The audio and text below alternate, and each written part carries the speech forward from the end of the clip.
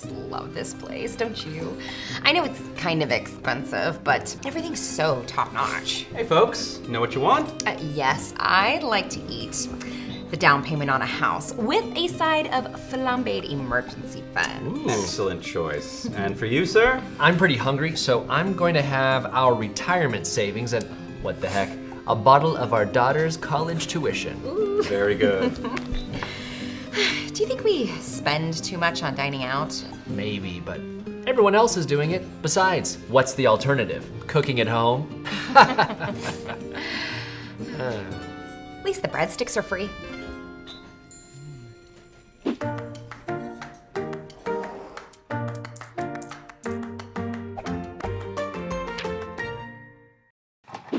%21 of Americans have no retirement savings, and another 10% have less than $5,000. It's even bleaker for millennials. Nearly 6 in 10 have nothing saved at all. Now, there are a lot of reasons for this. The increasing cost of housing, health insurance, and of course, student debt. But for many people, those costs are relatively fixed. If you're looking for practical areas to cut back, one sticks out like a fly in your soup: dining out. In 2015, for the first time in history, Americans spent more money on bars and restaurants than on groceries, with the average household now spending more than $3,000 annually on food away from home, representing between 5 and 7% of their total spending. Even though restaurant prices are increasing faster than inflation and grocery prices are holding steady or even falling, the average diner is still eating out around 5 times a week. How much is this costing us? Well, restaurants typically mark up their food by around 300%, meaning the price on the menu is about 3 times what they actually spent on the food. If that seems like a lot, remember, you're also paying for the restaurant's rent, labor, equipment, and overhead. So if you live in an area where real estate values are increasing, that also applies to the surface area of your local restaurant's tabletops. And that doesn't even include drinks. A survey by Zagat found that the average restaurant bill per person is over $36. If you do this just 3 times a week, that's over $5,600 a year. By contrast, the average meal cooked at home with groceries from the market is about $4 a person. Now you can see why so many financial advisors focus on dining out as a place to save money. How much money could you potentially save? I think it's time to run the numbers.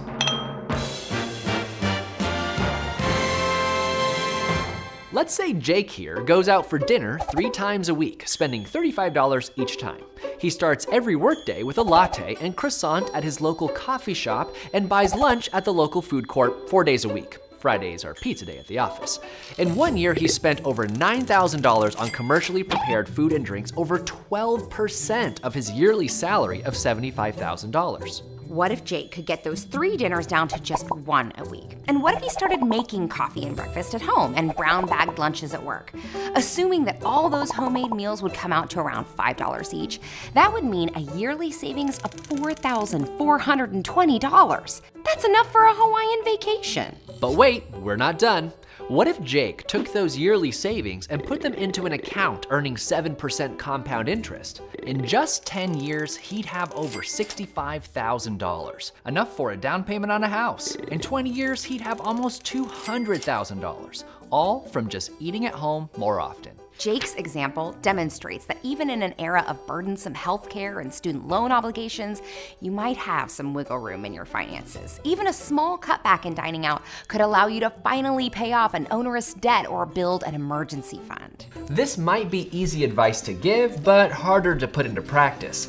Many of us dine out because we're too busy or tired to cook after a long day of work. If we know how to cook at all. And going to restaurants isn't just about the food. It's a social event, a place to see your friends, to connect with coworkers, take the edge off a stressful day. So we're not saying never go out to eat, but if you want to cut down on this expense, you first have to know why you're spending the money in the first place.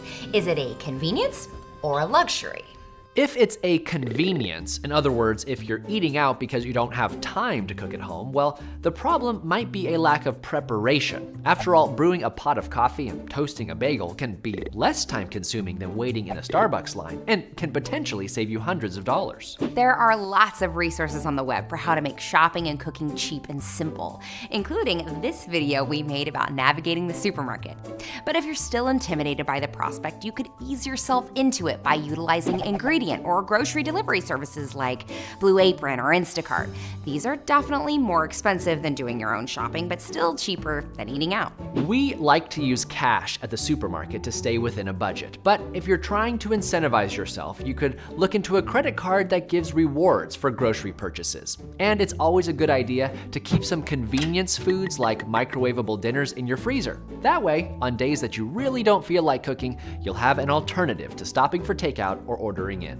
On the other hand, if eating out is a luxury, that is, if you're doing it for social or psychological needs, there still might be ways to achieve that with less spending. For instance, you can share an entree. Restaurant portions are typically much larger than the average diner's appetite because it makes it easier for businesses to justify high prices. If you're there for the service and atmosphere, you can get that without overeating to the point of discomfort or leaving uneaten food behind. If you have favorite restaurants you know you visit often, it might be a good idea to sign up for their email lists or check Groupon for details. But beware that these bargains are intended to make you visit more frequently. Same goes for diners' rewards cards. If you're not careful, these strategies might actually increase your monthly dining expenses. Alcohol is one of the biggest markups for restaurants. So if you like to have a drink with dinner, you might want to find places that allow you to BYOB.